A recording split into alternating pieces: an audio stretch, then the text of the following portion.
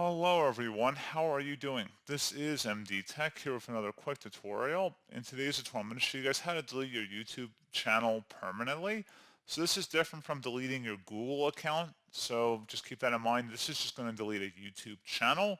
And with YouTube channels, there's usually multiple brand accounts associated with a particular email. So you would have to go through this step for every channel that's associated with your email account.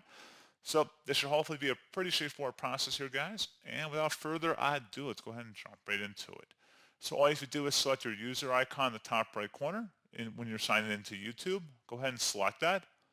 Select where it says settings in the dropdown.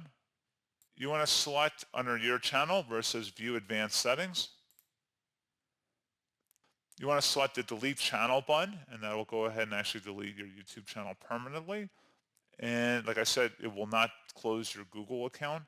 So pretty straightforward process on that, guys. You just would follow along with the on-screen prompts, and that's all you'd have to do. So pretty straightforward process, and as always, thank you for watching. I do hope I was able to help you out, and I do look forward to catching you all in the next tutorial. Goodbye.